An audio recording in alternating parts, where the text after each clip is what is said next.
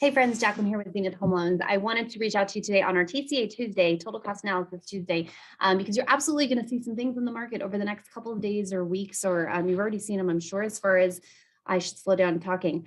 Mortgage rates are on the rise. We've seen probably a 250 basis point drop or loss in mortgage-backed securities since last Friday. So what this loosely translates into is about 0.5% to 1% increase in interest rates in 3 days. That's a significant jump. And so what this is causing is some uproar in the industry, and people are panicking and, oh my gosh, interest rates are so high. What are we going to do? This is when you have to use your strategy to get into the market. This is an excellent time to get into the marketplace for a variety of reasons. But the number one reason that I want you to look at and consider right now is, yes, interest rates are on the rise. Here's what that's going to mean. This is going to price out some people in certain price points, which will create less competition in certain homes. You're going to see people completely get out of the marketplace because it's too stressful. They're not prepared. They don't qualify for what they want, et cetera, and so on. But the difference there for you is you work with me, and I've helped you come up with an excellent strategy on how to get into the marketplace. What we're also going to start seeing, and we're already seeing, and I've got a really great example for you that I'm going to share, is price reductions. We're starting to see them across the board. Properties are sitting for longer. Properties that were priced really high are starting to come down in value. I did just a really generic search on Zillow for properties that are for sale. I picked a random page in there. I wanted to see properties that have been on the market for a little bit. It gave me a page of 40 in the Denver metro area. I didn't have any criteria other than I wanted it to be $0 all the way up to 950. So single family homes, condos, townhouses, you name it, it was in this list. I picked a random grouping of 40. Of those 40 properties, in total, price reductions of these 40 properties, which ranged in value from $315,000 up to $950, in total price reductions, it was $309,000 in price reductions, which averages out to about $7,750 per property. So obviously there's some properties that had $100,000 price reductions, some had as little as $5,000. So runs the whole gamut. Of those 40 properties that I looked at, 12 of them had price reductions, which is about 30%.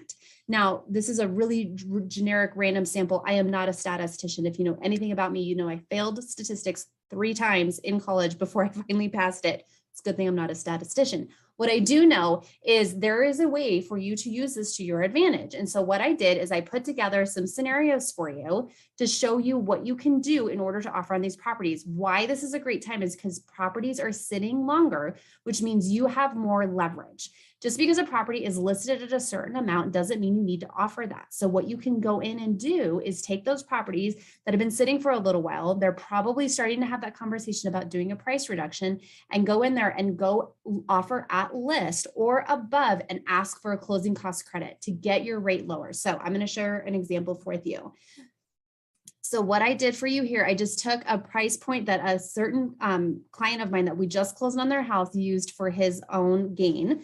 And purchase price was $535,000. We were putting 5% down. If we were to lock him in today, that rate is 6.625 with points. So there is no par rate, meaning there is no rate available for his specific situation. Now everybody's going to be different, but in his specific situation, I had no choice but to do points. So we're at 6.625. House payment was $37.94. We needed just shy of 40 grand for closing. Okay. If the seller did a $10,000 price reduction, or as a buyer, I went in and said, hey, it's $10,000. If I offer $10,000 less, will you sell me the house? That's only going to reduce my payment by $65. My funds due at closing only reduces by $4,000. This is not a great deal. You might feel like you're getting a deal, but we're not. There's a better way to do this that keeps everybody happy. So if the seller was already prepared to take $10,000 less, let's leave the price at $535 and take a $10,000 closing cost credit. With that $10,000, I can use 100% of it to buy down the rate. So we go from 6.625 to 5.75. That's a $288 payment reduction.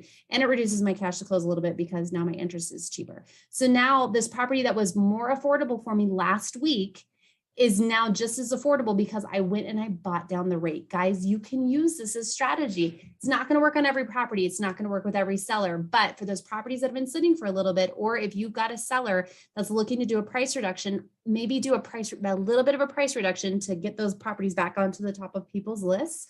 but also throw in a closing cost credit. Use these types of scenarios. This will keep more money in the seller's pocket, which is what they want. It helps the comps in the neighborhood, which is whatever all of the homeowners want. And it gets you that monthly payment that you are looking for, which is what you want. I'm trying to find my stop share button. And the ultimate goal is to get you into home ownership. And this creates so much opportunity. Don't let rising interest rates scare you. Yes, they're higher. Guys, those rates in 2020 and 2021, that 2%, 3%, low threes, those were super duper clearance discounted rates that were artificially lowered. It was one of those, get it while it lasts, because once it's gone, it's gone. Those rates are gone. Stop talking about the rate that you can't have anymore. It's just, they're not there anymore. Will they come back? Maybe. But right now we're at 6. And sorry, right now we're at 6. So the best thing we can do is, how can I take 6% and make it work to my advantage? This is one of those ways. If you have specific properties you're looking at this weekend that you want my assistance in figuring out the best strategy. I just had another conversation with a client. Property's been sitting on the market for about a week and a half. I sent them over some options. I was like, instead of offering less, ask for a closing cost credit, because their bottom line would be the same as if you offered less, and it creates more of an advantage to you. If you're a seller, use this option. It's going to be how we can get your house under contract if you've been sitting for a little bit, because I know that freaks everybody out. But this is just where the market is. And all this means is we have to pivot and find a new strategy. Those of all my friends, lovers out there, sometimes we have to pivot. This is a time to pivot. Let's do it. Let me know what questions